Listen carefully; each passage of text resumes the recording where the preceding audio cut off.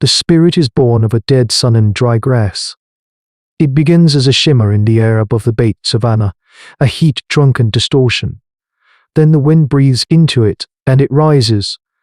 A column of smoke and stolen earth, a twisting pillar that links the cracked ground to the brassy, indifferent sky. It has a voice, a deep, grinding roar that is the sound of the world tearing itself apart. The clan calls it the Red Ghost, the devil's breath, the anger of the earth made visible.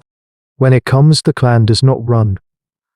They fall to their faces, pressing their bodies into the hot dust, making themselves nothing. To run is to be seen. To be seen is to be consumed.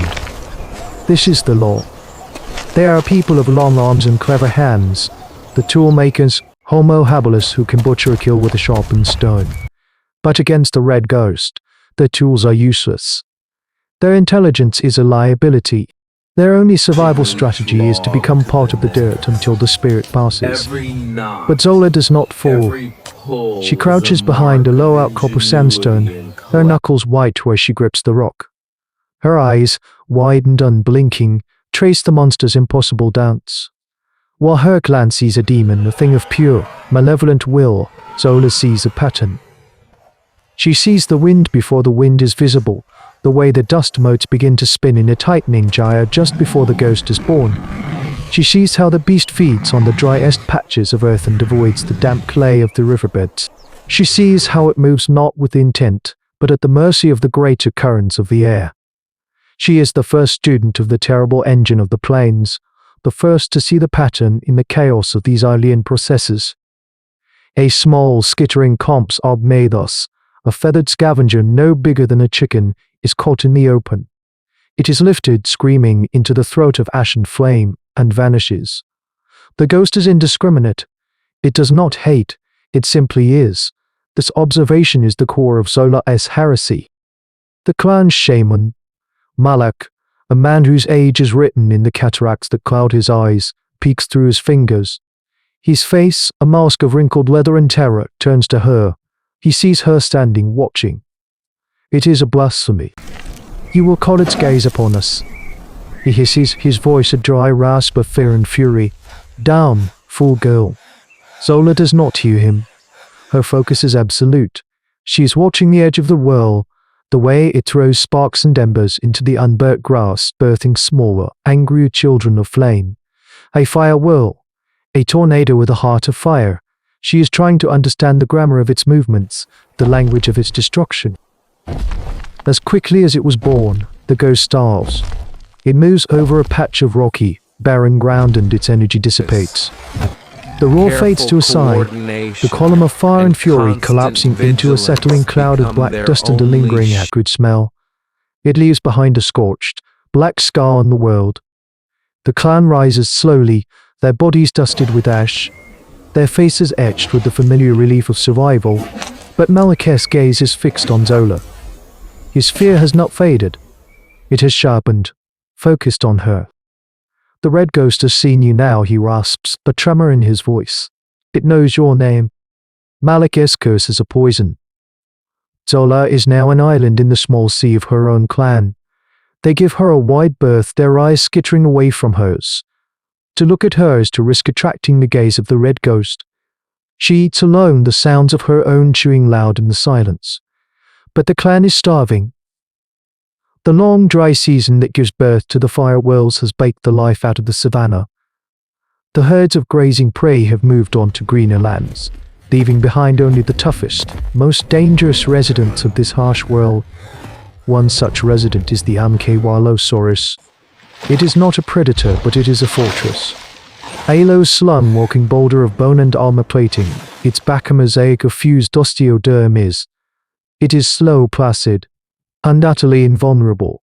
The clan's stone choppers would shatter against its hide.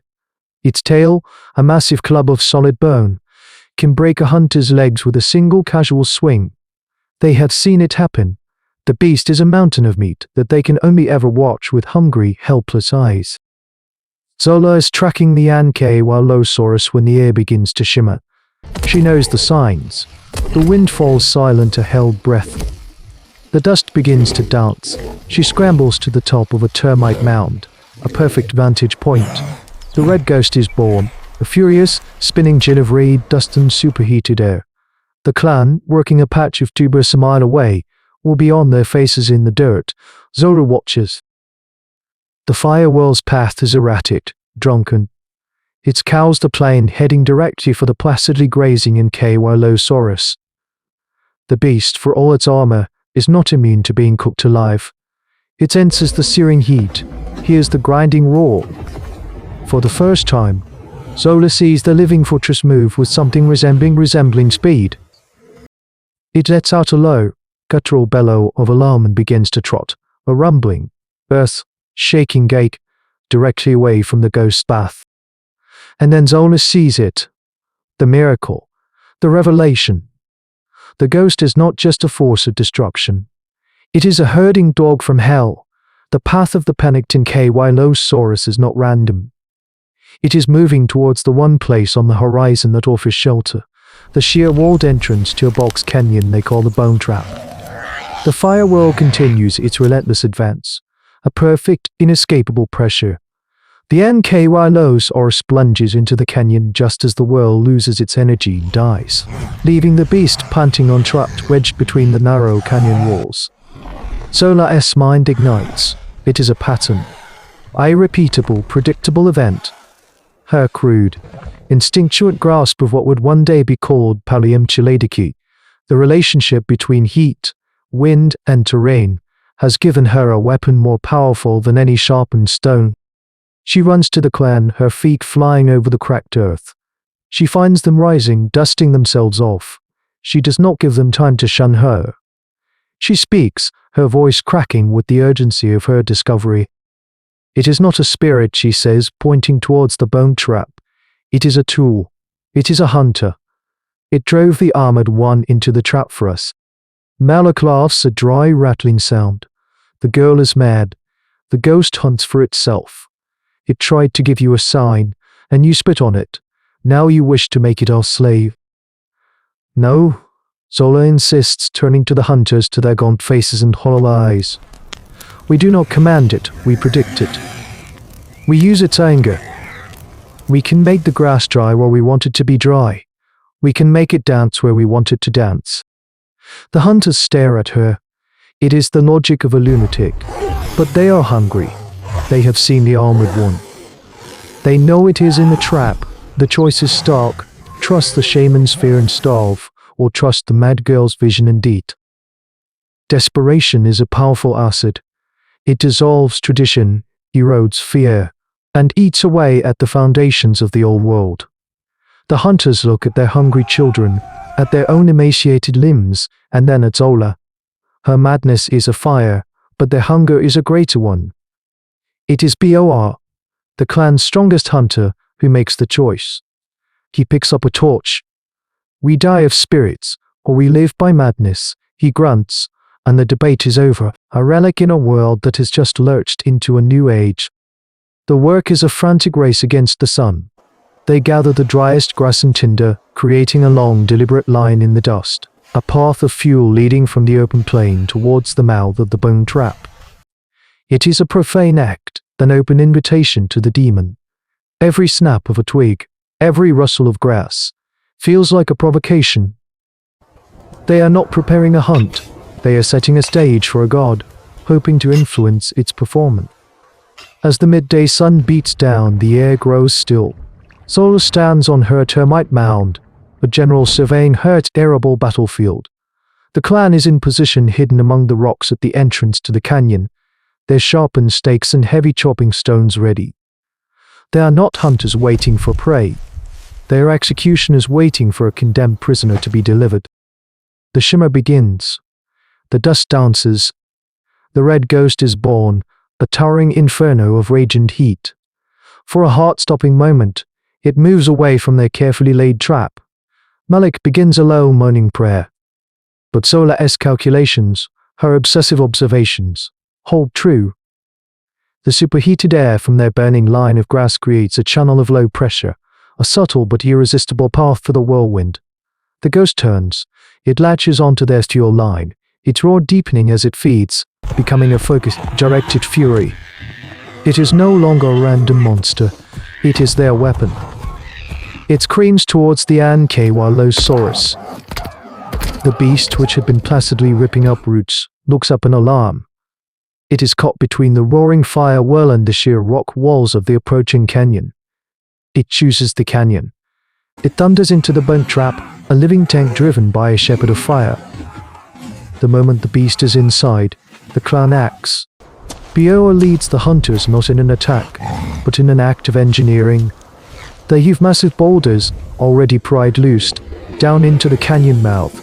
The rocks crash down, not to kill the beast, but to block its only escape. The Ankylosaurus is caged. The fire whirl, its fuel spent, dies on the rocks at the canyon's edge. A profound silence falls, broken only by the panting of the hunters and the enraged, baffled bellows of the trapped animal. This is the birth of a new and terrible strategy, megafauna ambush predation on a scale never before imagined, orchestrated by the weather itself. The hunt that follows is not a battle, it is a siege. Over the next 2 days, from the safety of the canyon rim, they rain spears and rocks down on the trapped beast until finally, the great armored mountain is still. This was the day the clan's entire cosmology was shattered and rebuilt. The red ghost was not an angry spirit to be appeased, but a force of nature to be understood, predicted, and even directed. She was the first scientist, the first engineer, the first military strategist. Her victory was not just over a beast of bone and armor, but over the paralyzing force of superstition.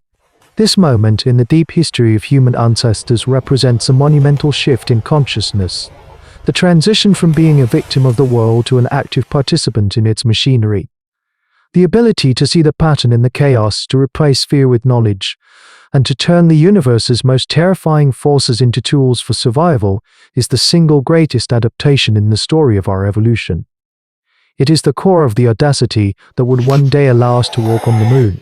Because humanity's journey to the stars began the first time one of us stood in the face of a terrifying god and chose not to pray but to think. But the greatest forces of nature are not always outside of us. Sometimes they are buried deep within the human heart.